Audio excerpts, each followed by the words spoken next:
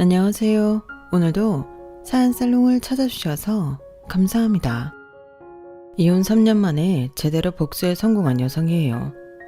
여러분, 상전벽해라는 사자성어 다들 아시죠?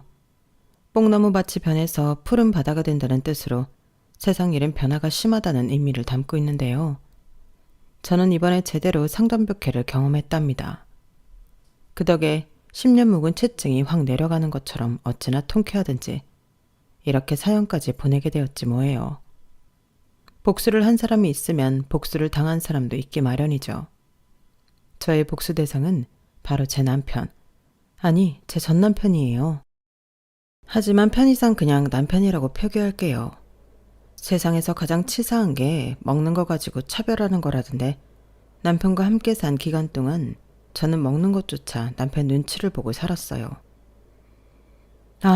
지금 생각해도 가슴 깊은 속에서부터 우라가 치밀어 오르는 걸 보면 그동안 남편한테 받은 서름 때문에 제 마음의 상처가 꽤 깊었던 것 같습니다.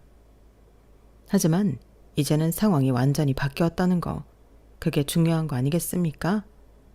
그럼 지금부터 제 인생에서 가장 지독하고 악랄한 인간이었던 전 남편에 대한 이야기를 들려드릴게요.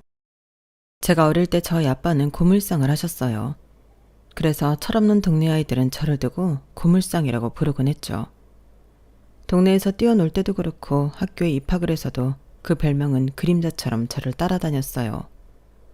그때는 그 말이 얼마나 싫던지 아빠한테 고물상 말고 다른 일 하면 안 되냐고 울고불고 떼를 쓰곤 했어요. 그때는 몰랐어요. 그게 부모님 가슴을 아프게 하는 일이라는 걸 말이죠. 저희 부모님이라고 그렇게 힘들고 남들이 꺼려하는 일을 하고 싶었겠어요? 살아야 하니까, 자식들을 먹여 살려야 하니까 할 수 없이 하셨던 거였죠. 그런데요, 고물상 안에 딸린 한 칸짜리 컨테이너에서 내 식구가 복잡거리고 살았지만 생각해보면 그때만큼 행복했던 적도 없었던 것 같아요. 아빠가 시장에서 통닭을 한 마리 사오시면 그날은 세상에서 제일 행복한 날이었어요. 부모님께서는 오빠와 제게 다리를 하나씩 나눠주시고는 목이나 갈비뼈 같은 살이 별로 안 붙어있는 토막을 드시곤 했는데, 그래서 매번 닭다리를 서로 먹으려고 신랑이 아닌 신랑이를 버리곤 했어요. 자식들한테 풍족하게 먹이지 못하는 걸 미안해하시는 부모님과 그 마음을 알기 때문에 일부러 아무렇지 않은 척 씩씩하게 굴었던 우리 남매는 끈끈한 가족애를 느끼며 살았으니까요. 태생이 부지런한 부모님은 저희 남매가 남들한테 손가락질 받지 않고 어떻게든 번듯한 집에서 살게 해주시려고 정말 밤낮 없이 일을 하셨어요. 그러다 제가 초등학교 4학년이 되던 해 드디어 고물상 컨테이너를 벗어나 번듯한 집으로 이사를 하게 되었죠. 남들이 보기에는 20평도 안 되는 낡은 연립주택일 뿐이었겠지만 저희 가족한테는 세상 무엇보다 멋진 집이었어요.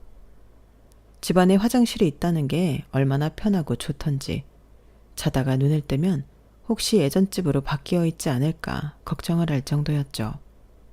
물론 저희 남매와 달리 부모님은 전보다 많은 점들이 불편해지시기는 했어요. 고물상에서 살 때는 따로 출퇴근의 개념이 없었지만 고물상에서 버스로 5정류장 가까이 떨어진 집에서는 출퇴근길에서 버리는 시간들이었으니까요. 그뿐인가요?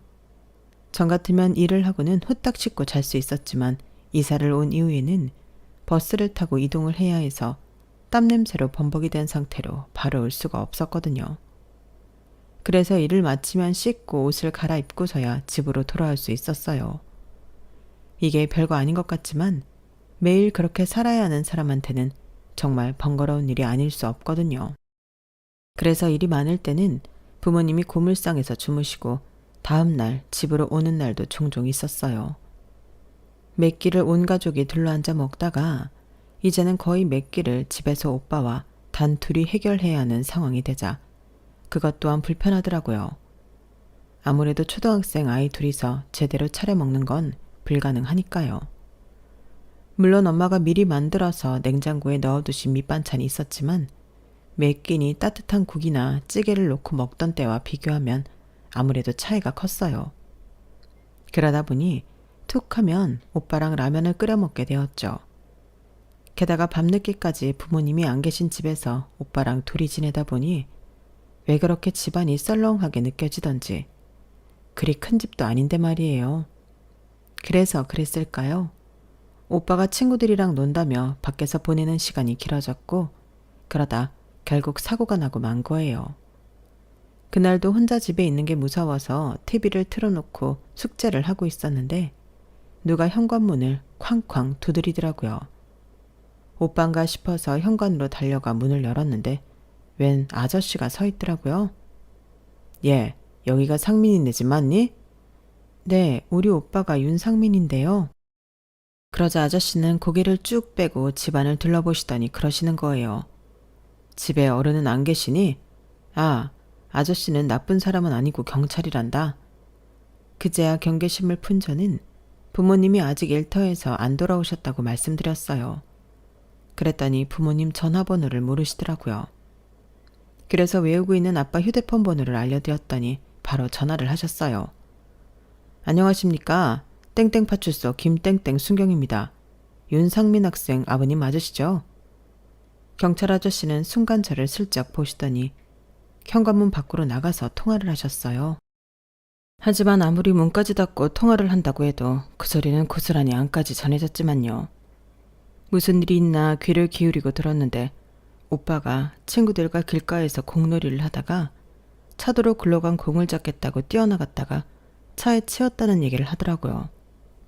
상태가 많이 안 좋으니 바로 병원으로 가시라고요. 그 말을 듣는데 순간 심장이 미친 듯이 뛰기 시작했어요. 불과 1시간 전까지만 해도 골목 안에서 오빠랑 동네 아이들이 공을 차는 소리를 들었는데 불과 몇십 분 사이에 이런 상황이 벌어지다니 믿을 수가 없었어요. 솔직히 그때는 눈물도 안 나더라고요. 통화를 마친 경찰 아저씨는 다시 현관문을 열고는 제게 말하셨어요. 꼬마야, 겉옷 입고 나와볼래? 아저씨랑 어디 좀 가자. 아빠랑 엄마도 곧 그리로 오신다고 했으니까 걱정 안 해도 돼. 경찰 아저씨는 저를 데리고 가려는 데가 병원이라는 걸 말씀하시지 않았지만 저는 미루어 짐작할 수 있었어요. 그래서 얼른 점퍼를 입고는 신발을 신었죠. 그렇게 경찰 아저씨와 함께 병원에 도착하자 부모님이 벌써 와 계시더라고요. 아빠는 작업할 때 신는 긴 장화를 그대로 신은 채 달려오셨고 엄마는 신발도 짝짝이로 신고 오셨더라고요. 그것만 봐도 얼마나 경황 없이 달려오셨는지 알 수 있었어요. 오빠는 이미 수술을 받으러 들어간 상태여서 만나볼 수 없었어요. 부모님과 저는 수술실 복도에서 5시간 넘게 기다렸고 드디어 수술실 문이 열리고 의사 선생님이 나오셨어요. 그런데 표정이 안 좋더라고요. 제가 어리긴 했지만 그 표정을 보고 오빠 수술이 잘 안 됐다는 걸 미루어 짐작할 수 있었죠. 그런데 수술이 잘 안 된 정도가 아니더라고요. 오빠가 수술 도중에 세상을 떠나버린 거였어요. 오빠가 죽었다는 말에 정신이 멍해지는 기분이었어요. 죽음은 손이 닿을 수 없을 정도로 먼 곳에 존재하는 건 줄 알고 살았는데 이렇게 가깝게 다가와 있는 줄은 몰랐거든요. 엄마는 그 자리에 주저앉아 오열하셨고 아빠는 말문이 막힌 채로 숨만 몰아쉬었어요. 저 역시 눈물이 멈추지 않고 흘렀어요. 오빠의 죽음을 받아들이기보다는 어쩌면 이라는 아쉬움이 가득했어요. 내가 아빠한테 이사 가자고 조르지 않았다면 그럼 여전히 고물상 안에 있는 컨테이너에서 살았을 테고 그랬다면 오늘 오빠가 밖에 나가 친구들과 놀지 않았을 거고 그러면 차에 치이지도 않았을 거고 그러면 이미 다 끝나버린 일인데도 미련을 버리지 못하고 바보같이 어쩌면을 주절거렸어요. 그리고는 결국엔 나 때문에 오빠가 세상을 떠난 거라는 결론에 이르게 되더라고요. 오빠가 세상을 떠난 뒤 우리 집은 많은 게 달라졌어요. 더는 웃음소리가 들리지 않았고 가족들 간의 대화가 사라졌고 무엇보다 부모님 사이가 나빠졌어요. 엄마는 오빠를 난치한 납골당에 매일 찾아가 밤이 돼서야 울다 지쳐 진이 빠진 채로 집에 오셨고 아빠는 그래도 남은 가족을 책임져야 했기에 슬픔을 꾹 누른 채 일을 해야 했어요. 저는 이 모든 상황이 나로 인해 벌어진 것만 같아서 밥을 먹는 것도 미안하고 잠을 자는 것도 미안하고 숨을 쉬는 것만으로도 죄를 짓는 기분이었어요. 죽어야 하는 사람이 있다면 그건 오빠가 아닌 나였어야 했다는 자책도 점점 더 심해져 갔어요. 당신 언제까지 이럴 거야? 죽은 자식만 자식이고 산 자식은 자식도 아니야? 상민이 가고 지금까지 당신이 상미 밥 한 번 챙겨 먹은 적 있어? 애 옷 하나 빨아준 적 있냐고. 당신만 슬픈 거 아니야. 나도 매일 아침 눈도 뜨기 싫을 정도로 고통스럽고 힘들어. 그래도 산 사람은 살아야 하는 거잖아. 남은 자식이라도 제대로 키우는 게 부모가 할 일 아니냐고. 제발 정신 좀 차리고 살 궁리를 하라고. 먼저 간 자식 그만 내려놓고 옆에 있는 가족들 좀 보란 말이야. 아빠는 답답한 마음에 주먹으로 자기 가슴을 팍팍 치며 소리쳤어요. 하지만 엄마는 여전히 눈에 초점이 나간 채 심드렁한 반응이었어요. 벽에 대고 소리치는 기분이 이런 걸까 하는 생각이 들 정도였어요. 하루가 멀다고 부모님은 싸우셨고 그러다 엄마가 먼저 이혼 얘기를 꺼내셨어요. 상민은 당신이 키워. 나는 자신이 없어. 나는 이 집에서 못만 나갈 거니까 그렇게 하려고. 엄마 입에서 나온 이혼이라는 말에 가슴이 철렁 내려앉는 것 같았어요. 더 이상 예전으로 돌아갈 수 없다는 건 알고 있었지만 부모님이 이혼하시게 되면 모든 게 끝나버릴 것만 같았거든요. 저는 엄마한테 매달려 이혼을 막아보려 애랬었지만 엄마는 이미 마음을 정리한 사람 같았어요. 아빠 역시 이렇게 엄마와 이혼을 하면 엄마가 안 좋은 선택을 할까봐 필사적으로 이혼만은 안 된다고 막아서셨죠. 그럼 나보고 어쩌라고. 죽은 자식 생각에 잠도 못 자겠고 밥도 못 먹겠고 만사가 다 귀찮기만 한데 나보고 어쩌란 말이야. 차라리 나도 우리 상민이 따라가게 해줘. 제발 날 좀 죽게 해달라고. 엄마는 악을 쓰며 발악을 하셨고 아빠는 그런 엄마를 힘주어 끌어안으셨어요. 아빠 품에 안긴 채 엄마는 빠져나가려고 발버둥 쳤지만 아빠가 손깍지까지 끼고 놓아주지 않는 바람에 더는 어쩌지 못하더라고요. 그러자 아빠가 울먹이며 그러셨어요. 명희야, 우리 이사 가자. 상미 데리고 아주 먼 데로 가서 살자.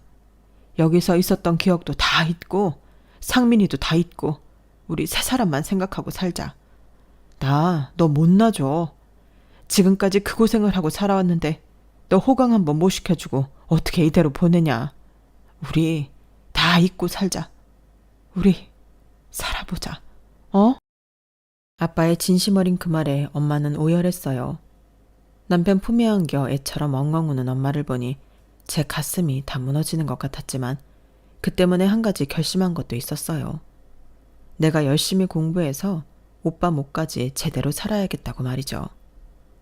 그날 이후 엄마는 다시 힘을 내기로 했고 아빠는 고물상이랑 우리가 살던 전셋집을 처분했어요. 그리곤 오빠 앞으로 나온 합의금을 합해 서울로 이사를 했어요. 처음 서울에 올라와서 부모님이 하셨던 다름 아닌 치킨집이었어요. 따로 집을 구할 돈은 안 돼서 가게 안채에서 생활을 해야 했어요. 당시 저희 부모님이 하셨던 치킨집은 그리 유명하지 않은 저가치킨 프랜차이즈였는데 운때가 맞아서 그랬는지 마침 얻을 것과 맞물려서 오픈한 지 얼마 안 됐음에도 장사가 꽤 잘 됐어요. 거기다 가격이 저렴해서 퇴근길에 들러 치킨을 사가시는 직장인분들이 꽤 많았고 생각보다 빨리 자리를 잡을 수 있었어요. 하지만 몇 년 뒤 조류 독감으로 인해 가게 매출은 곤두박질 치게 되었고 결국 치킨집을 그만두고 그 자리에 곱창볶음집을 차렸어요. 별다른 수리 없이 할 수 있는 업종을 고르다 보니 그렇게 정한 거기도 하고 저희 엄마가 곱창볶음을 정말 잘하시기도 했거든요. 그래도 몇 년 장사를 하는 사이 단골도 꽤 많았던 덕분에 업종을 바꾸고도 손님이 꽤 찾아주었어요. 그러다 맛으로 입소문이 나기 시작하면서 특히 배달 주문이 엄청 늘어났지 뭐예요. 아빠는 배달을 하고 엄마는 조리와 홀서빙을 맡아서 했어요. 조리하랴, 주문 전화 받으랴, 거기다 홀손님 받으랴. 엄마 혼자 하기에는 도저히 무리라서 제가 홀서빙과 주문 전화 받는 걸 도와드리곤 했는데 부모님은 그게 마음에 걸리셨던가 봐요. 아무래도 곱창집이다 보니 술손님이 대부분이어서 아직 고등학생 딸아이한테 맡기는 게 싫으셨던 거예요.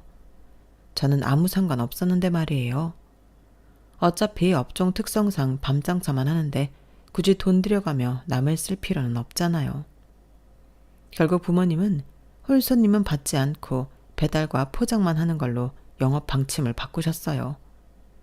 어차피 가게가 좁아서 테이블도 4개밖에 못 놓는 가게였기 때문에 매출에 큰 지장은 없을 거라면서 말이죠. 그런데 생각지 못한 일이 생긴 거예요. 이전보다 오히려 매상이 늘어났다는 거였죠. 홀 손님을 받을 때는 2인 이상 주문을 받았지만 포장을 1인분도 가능했기 때문에 오히려 자취하는 대학생들이나 혼자 사는 손님이 늘어난 게 그 이유였어요. 일이 되려니 이렇게도 되나 보다 싶더라고요. 술 손님도 없으니 바쁠 땐 저도 나와 도울 수 있고 남을 쓰지 않으니까 지출도 줄일 수 있었으니 이보다 더 좋을 수 있겠어요? 지금 생각해보면 그때 영업 방식을 바꾼 건 정말 잘한 일이었던 것 같아요. 당시엔 배달 어플이 나오기 전이었지만 1인 가정이 늘어나면서 서서히 포장과 배달의 빈도수가 높아지는 추세였거든요.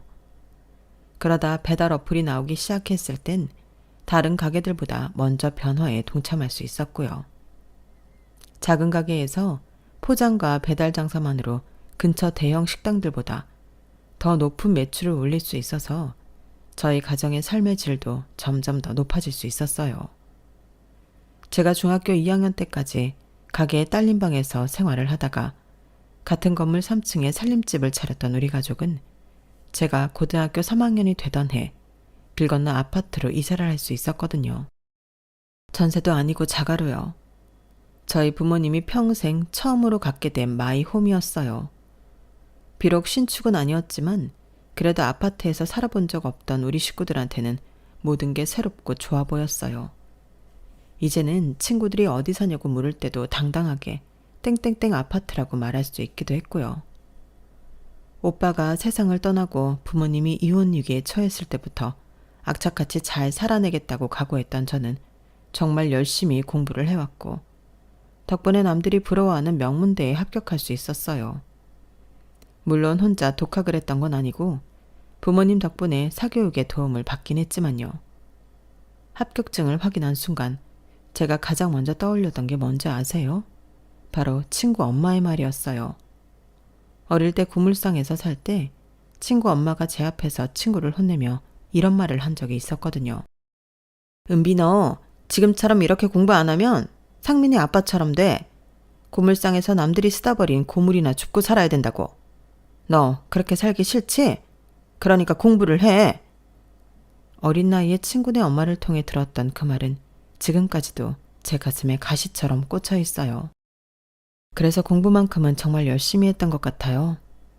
모니터에 떠있는 합격을 축하한다는 문구와 그 밑에 커다랗게 그려진 대학 로고를 보니 저도 모르게 실실 웃음이 났어요.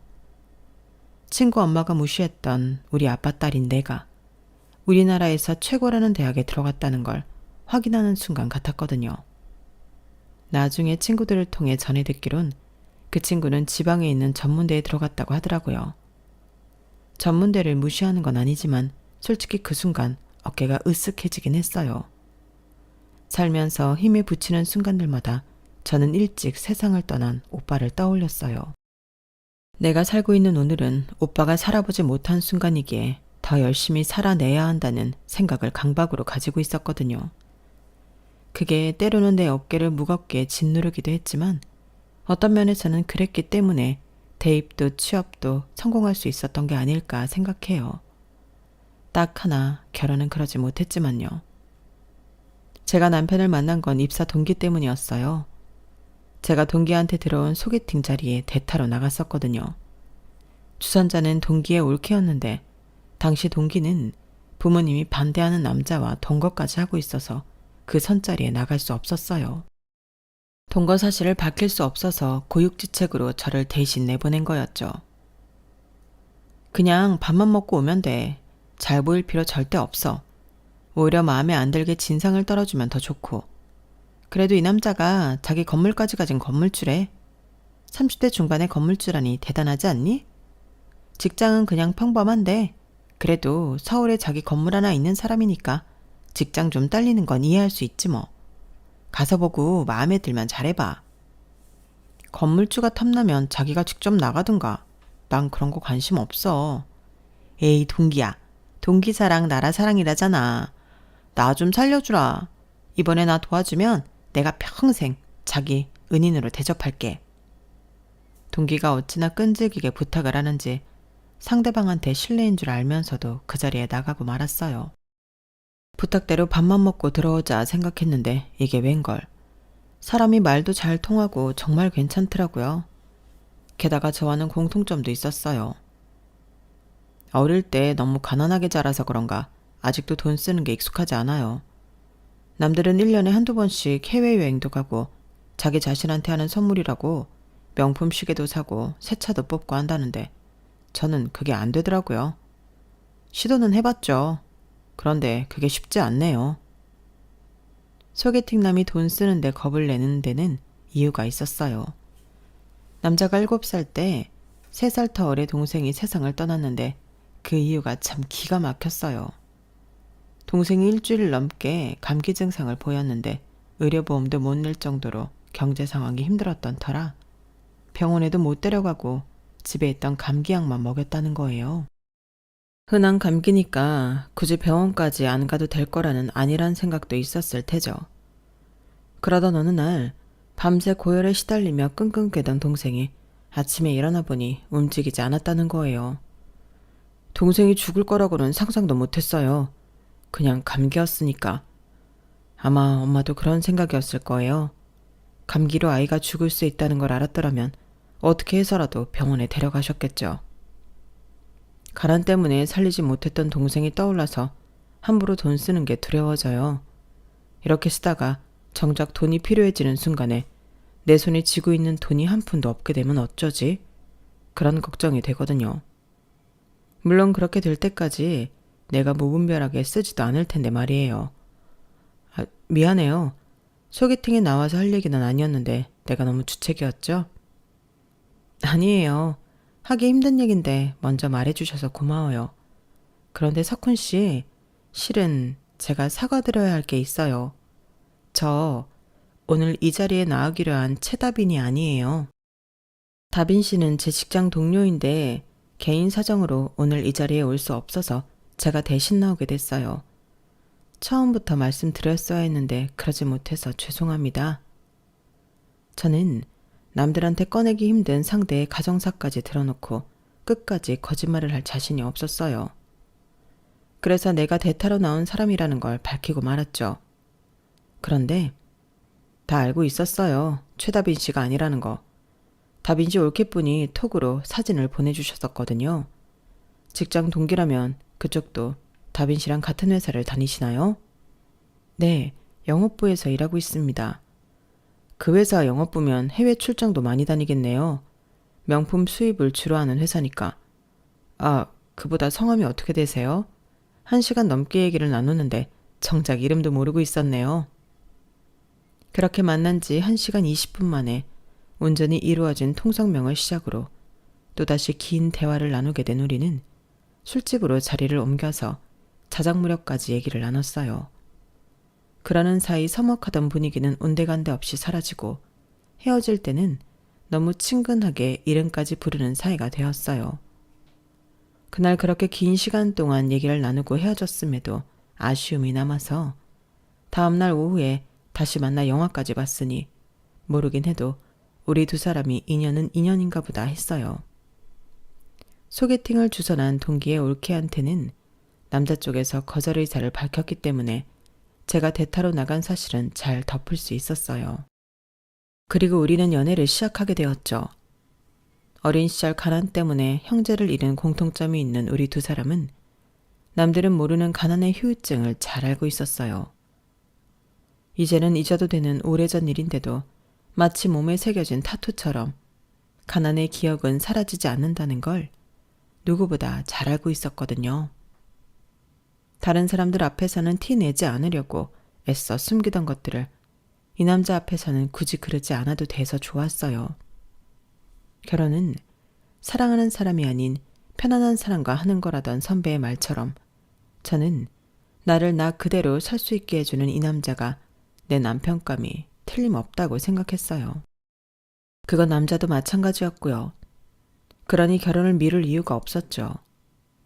양가 부모님을 찾아뵙고 인사를 드리고 결혼 허락까지 받는데 일주일도 안 걸릴 정도로 속전속결이었어요. 결혼식은 제가 졸업한 대학 교수홀에서 하기로 했는데 이유는 하나였어요. 싸거든요. 거기다 며느리가 서울대 출신이라는 걸 집안 식구들과 지인들한테 알릴 수 있어서 시어머니께서 특히 좋아하시더라고요. 경기권 대학을 나온 남편도 마찬가지였고요. 저야 뭐 결혼 경비가 적게 든다는 게 제일 좋았지만요. 신혼집은 남편이 가지고 있는 건물 꼭대기층을 리모델링해서 살기로 했어요. 요즘엔 다들 아파트를 선호하는 편이지만 은행돈 빌려다가 이자 갚으며 유행 따라가는 것보다는 남편 소유의 건물에서 이자 없이 마음 편하게 사는 게 훨씬 낫다고 생각하거든요. 대신 리모델링 비용은 제가 부담하기로 했어요. 건물까지 가지고 있는 남자랑 결혼하면서 몸만 딸랑 들어가기 미안했는데 남편이 지나가는 말처럼 그러더라고요. 정 그렇게 미안하면 리모델링 비용을 내든가. 그래서 그러겠다고 했죠. 그런데 그때는 몰랐는데 지금에 와서 생각해보니까 이것도 다 남편의 계획 중 하나였던 것 같아요. 제가 순진하게 말려든 거였죠. 결혼을 앞두고 예식장이며 청첩장이며 모든 걸 다 예약 완료한 시점이 되자 희한하게 그제서야 남편한테 거슬리는 부분이 눈이 띄기 시작했어요. 사람들 앞에서 자신이 건물주라는 걸 엄청 자랑하더라고요. 제 친구들을 만나 인사하는 자리에서도 그러더니 심지어 집주인이 전세보증금 올려달라 그래서 한 걱정이라는 자기 친구들 앞에서도 말이에요. 그래서 남편한테만 들리게 조용히 말해줬어요. 자기야, 그만 좀 해. 자기 건물 가진 거 여기 모르는 사람 없어. 이런 상황에 꼭 그렇게 티를 내야겠어? 그랬더니 남편이 뭐라는 줄 아세요? 왜? 내가 힘들게 모아서 산 건데 자랑 좀 하면 안 돼? 원래 남자들은 다 그래. 쟤들도 건물 사면 나보다 더 자랑질하고 다닐걸? 남자들이 원래 철이 없는 건지 제 남편만 그러는 건지 모르겠지만 그놈의 건물주 타령 때문에 분위기 싸해진 게 한두 번이 아닌데도 남편은 멈출 줄을 몰랐어요. 그러는 사이 결혼식 날짜는 다가왔고 무사히 식을 마칠 수 있었어요. 신혼여행지에서 그 어렵다는 허니문 베이비를 만들어 온 우리는 신혼여행에서 돌아오고 한 달 만에 임신 사실을 알게 되었어요. 저희 부모님은 물론 시부모님께서도 무척이나 좋아하셨죠. 경제적인 사정으로 자식을 하나씩 떠나보냈던 부모님들이라서 손주 소식이 더 반갑게 느껴지셨던 모양이에요. 이제는 형편도 많이 나아져서 손주를 위해 뭐든 해줄 수 있는 이 상황이 내심 기쁘신 것 같더라고요. 그런데 정작 남편은 제 임신 소식에 떨떠름한 표정이었어요. 혹시 부모가 되기에 앞서 걱정이 돼서 그런 건가 생각했는데 그게 아니더라고요. 자기야, 그 애 꼭 낳아야겠어? 솔직히 말하면 우리 상황에 지금 애를 낳잖아? 그럼 내 계획이 다 엉망이 돼버린다고. 건물 살 때 대출받은 돈도 한참 남았는데 그 이자의 원금에 우리 생활비까지 내는 것도 현 상황에선 정말 빠듯하다고. 자기도 알잖아. 우리나라에서 애 하나 키우는데 돈이 얼마나 들어가는지. 나는 그 돈 쓰느니 차라리 좀 더 생산적인 데 돈을 쓰고 싶어. 자기도 나랑 같은 생각인 줄 알았는데 내가 오해한 거야? 남편은 제게 서운한 듯 볼멘 소리를 했어요. 한마디로 돈 때문에 애를 지우라는 얘기였어요. 그런데 저는 그 말이 솔직히 이해가 안 가더라고요. 잠깐만. 그러니까 당신은 마른 건물 대출금 갚아야 하니까 애를 낳지 말자는 얘기네? 아니, 그런 게 아니라 가져도 나중에 갖자는 얘기지. 애는 은행 대출금 갚고 나서 그때 가져도 되니까. 그거야말로 말이 안 되는 소리잖아. 대출금을 2, 3년 안에 다 갚을 수 있는 것도 아니고 앞으로는 10년, 아니 수십 년을 갚아야 될지 모르는데 그 돈을 다 갚을 때까지 애를 낳지 말자는 건 이번 생에는 애를 안 갖겠다는 거랑 뭐가 달라? 그리고 자기 월급에서 대출금 갚는 대신 생활은 내 월급으로 하고 있잖아. 내 월급으로 생활비랑 애 키우는 거 불가능한 일 아니라고. 그런데도 돈 몇 푼 때문에 애를 지우라는 거야? 결혼할 때 남편이 그랬거든요. 자기 월급으로는 건물 살 때 은행에서 받은 대출금과 원금 갚는 것도 빠듯하다고요. 그러니 생활비는 제 월급에서 충당하자고요. 물론 1층 식당과 2, 3층에서 임대료를 받고 있긴 하지만 워낙 대출을 많이 끼고 산 건물이라서 매달 고정적으로 나가는 이자가 상당하다는 걸 알기 때문에 저도 동의했던 일이었어요. 그런데 그 건물을 핑계로 애를 지우라니 이건 말이 안 되는 거잖아요. 하도 기가 막혀서 잠시 머리도 식힐 겸 부모님 가게로 갔어요. 저희 집에서 버스로 2정류장 남짓한 거리여서 걸어가는 동안 생각을 정리하고 싶었거든요. 하지만 아무리 생각을 해봐도 남편 생각에 동의할 수가 없었어요. 그래서 부모님께 조언을 구하려고 말씀드렸더니 아빠가 불같이 화를 내시더라고요. 그깟 돈이야 있다가도 없는 건데 돈 때문에 이미 생긴 자식을 지우라니 이게 아빠가 될 놈이 할 소리야. 애 키우는데 드는 돈 우리가 낼 테니 나. 내 그놈이 매사에 돈돈거리는 게 마음에 걸렸는데 지 자식 일에도 계산기부터 두드릴 줄은 몰랐다. 진작에 알았더라면 그놈한테 널 보내지 않았을 텐데. 여보, 진정해요. 임서방도 괜히 그러겠어요? 돈 때문에 자식한테 제대로 못 해줄까봐 그게 걱정이 돼서 그러는 거겠죠. 난 그 마음도 이해는 가네요. 상미야, 너무 서운하게 생각하지 마. 임서방이 돈 때문에 가슴에 맺힌 게 많아 그런 거니까 무턱대고 화부터 내지 말고 가서 잘 설득해봐. 애한테 들어가는 돈이야. 네 아빠 말대로 우리가 대면 되잖니. 죽을 때 지고 갈 것도 아니고 어차피 내 딸한테 다 두고 갈 돈인데 저한테 주나 손주한테 주나 뭐가 다르겠니? 임서방 좋아하는 양념 막창구이 싸줄 테니까 이거 가지고 가서 먹으면서 얘기 좀 잘해봐. 엄마는 남편이 좋아하는 막창을 잔뜩 싸주시면서 대화로 풀어보라고 하셨어요. 아빠는 지 자식도 지으라고 하는 놈인데 뭐가 예쁘다고 그걸 주냐고 타박을 하셨지만요. 집에 돌아온 저는 엄마 말대로 남편을 불러 막창에 곁들인 맥주를 한 잔 따라주었어요. 저는 임신 중이라 술을 마실 수 없지만 남편이라도 기분 좀 내라고요. 그리고는 부모님 말씀을 전했어요. 솔직히 그 말을 꺼내면서도 남편이 거절할 줄 알았어요. 장인장모한테 돈을 받아 자식을 키운다니 그건 부모로서 실격인 거니까요. 가장으로서 자존감 떨어지는 일이기도 했고요. 그래서 말을 꺼내는 게 조심스러웠는데 이게 웬걸요. 남편이 기다렸다는 듯이 환하게 웃지 뭐예요. 그래? 아, 장인어른이 그래 주신다면 나야 땡큐지. 하긴 자기한테 형제가 있는 것도 아니고 장인장모님 돌아가시고 나면 그 돈을 누구한테 주시겠어? 이래서 돈 잘 버는 부모가 최고라니까. 모르긴 해도 장인어른 가게 매출도 엄청날 거야. 매번 보면 가게 앞에 포장해가는 사람들도 많고 배달기사들 오토바이도 몇 대씩 서 있더라고. 아, 이참에 우리 건물 1층으로 가게 이전하시면 어떨까? 1층 카페 사장이 이번 계약 끝나면 가게 비우겠다고 그러더라고. 장인어른 가게 우리 건물로 이전하면 매일 가서 공짜로 막창도 먹을 수 있고 좋잖아. 우리 애 태어나면 장인 장모님도 매일 보실 수 있고 말이야. 말 나온 김에 추진해볼까? 불과 1시간 전만 해도 세상 다 산 사람처럼 우거지상을 하고는 돈 없으니 애 지우라고 하던 사람이 지금은 완전 다른 사람처럼 신나서 어쩔 줄 몰라 하더라고요. 그날따라 남편의 그런 모습이 역겹게 느껴졌어요. 돈 앞에서는 자기 자식도 쉽게 포기할 수 있는 사람이란 걸 알아버렸기 때문일 거예요.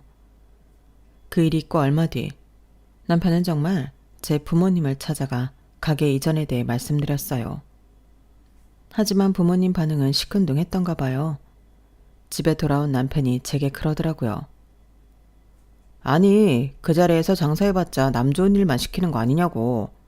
어차피 남한테 임대료 내고 장사할 거라면 사위한테 내고 장사하는 게 낫잖아. 안 그래? 가게 장사가 잘 되니 월세 밀릴 걱정도 없고 건물주 입장에서 완전 꿀 빨 수 있는 세입자인데 말이야. 자기야, 자기가 와서 부탁 좀 해보면 안 돼? 사위보다는 아무래도 딸이 나을 거 아니야. 남편은 저를 들들 볶아대며 어떻게든 저희 부모님 가게를 자기 건물로 들어오게 하라고 닥달을 해댔어요. 하지만 이미 단골이 많이 생겨서 꾸준하게 수익이 보장되는 가게를 버리고 저희 건물에 들어오시라고 하고 싶진 않았어요. 아무리 포장과 배달밖에 안 하는 가게라지만 그래도 가게 이전을 하면 다시 자리를 잡기까지 시간이 걸릴 테고 운이 안 따르면 그대로 망할 수도 있으니까요. 자식으로서 저희 부모님께 그런 리스크를 안겨드릴 순 없잖아요. 남편의 바람과는 달리 저는 오히려 부모님을 찾아가 가게 이전을 만료했고 결국 남편의 바람은 이루어지지 않았어요. 그러자 그때부터 남편이 온갖 트집을 잡기 시작하는 거네요. 말로는 꺼내기 창피한 쪼잘한 것들로요. 화장실 휴지는 왜 그렇게 많이 쓰냐. 소변을 볼 때마다 물 내리지 말고 참았다가 2번 쌓이면 내려라. 장인 가게에서 공짜 곱창 먹으면 되지 뭐하러 돈 쓰고 외식을 하냐. 집에서는 늘어나거나 찢어져서 못 입고 나가는 옷을 입으면 되지 뭐하러 잠옷이랑 실내복을 사 입냐 등등 지질이 궁상을 떠는 것들이었어요. 그러다가 오늘 아침에는 왜 그렇게 자주 소변을 누냐면서 물새 많이 나가니까 좀 참으라는 거예요. 그런데 그거 아시죠? 여자가 임신을 하면 소변이 자주 마려운 거요. 그런데 그걸 참으라잖아요. 그래서 그걸로 아침부터 한바탕 싸움을 했다니까요. 퇴근하고 집에 오는데 아침 일이 생각나서 남편이 꼴도 보기 싫더라고요. 그래서 아빠 가게에 들러서 부모님이랑 저녁을 같이 먹으려고 했어요. 근처에 아기찜 잘하는 집이 있어서 중짜로 포장을 해갔죠.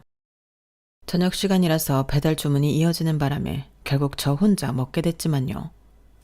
그런데 아빠가 저를 슬쩍 보시더니 그러시는 거예요. 임서방이 너 먹는 거 가지고 타박하냐? 그래서 여기 들고 와 먹는 거야? 아니야. 그냥 엄마랑 아빠 볼 겸 온 거야. 그리고 요즘엔 회사 일이 바빠서 집에서 밥 안 먹는 날이 많아. 아침엔 바빠서 못 먹고 밤에는 야근하느라 회사 근처에서 때우고 오늘은 모처럼 야근이 없어서 여기 온 거고. 그런데 제 얘기를 듣던 부모님 표정이 이상한 거예요. 뭔가 말 못하고 있는 것 같더라고요. 그래서 무슨 일이냐고 말해보라고 했더니 뭐? 그이가 아빠한테 내 식비를 받아간다고? 그것도 200만 원이나? 글쎄 제가 임신한 이후로 밥을 하도 먹어댄다고 남편이 부모님 가게에 와서 하소연을 했다는 거예요.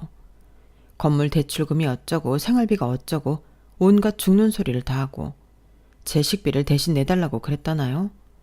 임산부는 아무거나 먹으면 안 돼서 유기농 제품을 사 먹여야 하고 수시로 먹고 싶은 게 바뀌는 통에 배달 음식 사드리는 돈도 만만치 않다고 200만 원이나 요구했더니 정말 기가 찰 노릇이었어요. 그걸 또 저희 부모님은 순순히 내주셨다는 거예요. 먹는 걸로 임신한 내 딸 눈치 줄까봐 실컷 먹이라고 말이죠. 그 말을 듣는데 속에서 우라가 치밀었어요. 말 안 해도 그 200만 원의 비하인드 스토리를 알 것 같았거든요. 저희 건물 1층에 새 들어있던 카페의 임대료가 200만 원이었어요. 카페가 계약 기간이 만료되고 나가면서 다른 세입자가 들어오지 않아서 매달 200만 원의 수입이 막힌 상황인데 남편이 그걸 저희 부모님한테 받아 챙겨왔던 거예요. 제가 밥을 많이 먹는다는 핑계를 대면서요. 인간이 어쩌면 이렇게 구질구질하고 못돼 처먹을 수가 있는 건지 이젠 정말 더는 못 봐주겠다는 생각이 들었어요. 이런 식으로 살다간 앞으로 또 무슨 말도 안 되는 걸로 내 부모 등에 빨대를 꼽을지 모를 일이잖아요. 이런 인간이랑은 하루라도 빨리 이혼하는 게 낫겠다 싶었어요.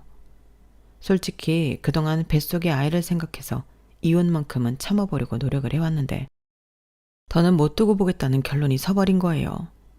그래서 그날 밤 남편한테 이혼 얘기를 꺼냈어요. 그랬더니 남편이 대뜸 그러더라고요. 그럼 애는 어쩔 거냐고요.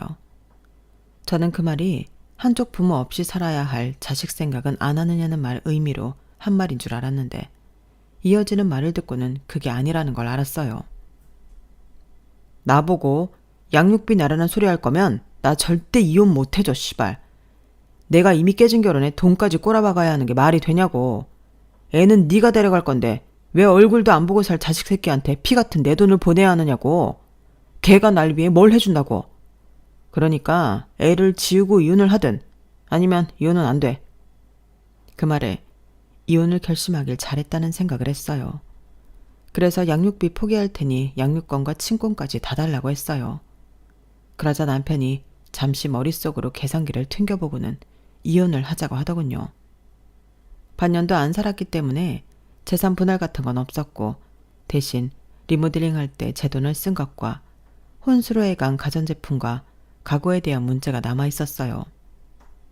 남편은 이미 반년 가까이 제가 이 집에서 무상으로 살았기 때문에 리모델링비는 돌려줄 수 없다고 버티더라고요.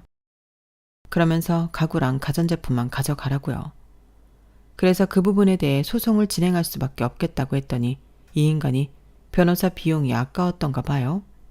합의하자고 하더라고요. 결국 리모델링비로 들어간 5천만 원 중에서 3천만 원만 돌려받기로 하고 가전제품과 가구는 모조리 들고 나왔어요. 사실 꼭 필요한 건 아니었는데 남편놈이 두고 사는 꼴을 보고 싶지 않아서요. 그렇게 이혼을 하고 친정에 들어가 살게 된 저는 몇 개월 뒤 출산을 했어요. 3.2kg 아들이었어요. 아빠 없이 살아가야 할 손자가 가여웠는지 엄마는 연신 눈물을 흘리셨고 아빠는 손자를 보시면서 저를 닮은 구석을 찾기에 바쁘셨어요. 친정엄마 도움을 받으며 산후조리를 한 저는 출산휴가가 끝나고 바로 회사에 복귀를 했어요. 혼자 애를 키우고 살아야 하기에 어떻게든 직장은 지켜야 한다는 생각뿐이었거든요. 친정 부모님이 곁에서 도와주신 덕분에 회사원과 엄마 두 가지 역할을 제대로 지켜갈 수 있었어요. 그렇게 3년이 지난 지금 저는 여전히 직장을 다니며 육아를 겸하고 있어요. 달라진 게 있다면 제 명의에 건물이 하나 생겼다는 거예요.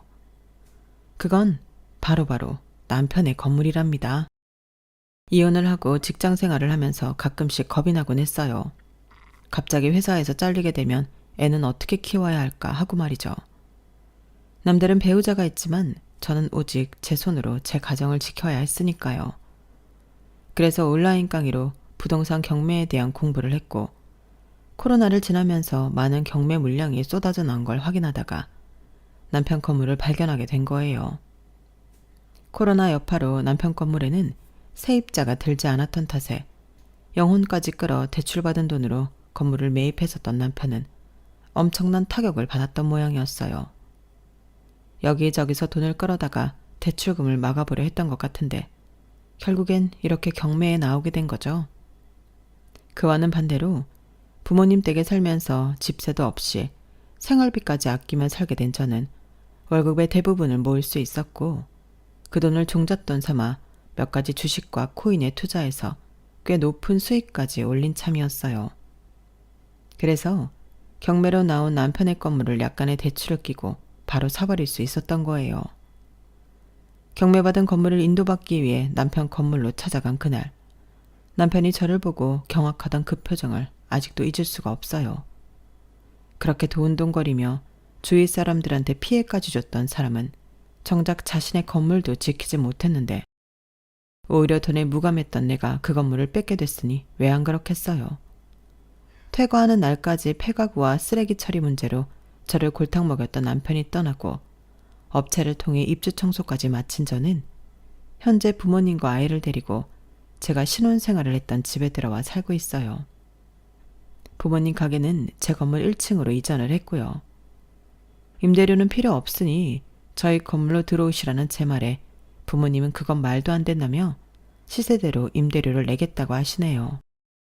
자식 키우는 부모가 이렇게 물렁해서야 쓰겠니? 쓸데없는 소리 말고 보증금으로 일단 대출받은 돈부터 갚아. 임대료는 차곡차곡 모아서 우리 손자 대학 보낼 때 쓰고 애도 딸린 애가 앞으로 정신 바짝 차리고 살아. 우리는 우리 자식 챙길 테니 넌 네 자식 챙기라고. 아빠 얘기를 들으니 그것도 맞는 말인 것 같았어요. 그래서 부모님 앞에서 건물주 노릇을 하며 살기로 했답니다. 이 정도면 이혼녀 치고는 남편에 대한 복수도 인생의 성공도 이룬 거라고 할 수 있겠죠. 지금까지 제 사연을 들어주셔서 감사드리고요. 여러분의 인생에도 숨어있는 기회가 있을 테니 꼭 찾아서 행복한 인생 쟁취하시길 바랍니다. 부자 되시고 건강하세요. 여러분, 사연 댓글에 응원과 현명한 조언 부탁드려요. 좋아요와 구독은 저에게 큰 힘이 됩니다. 오늘도 좋은 일 가득하세요.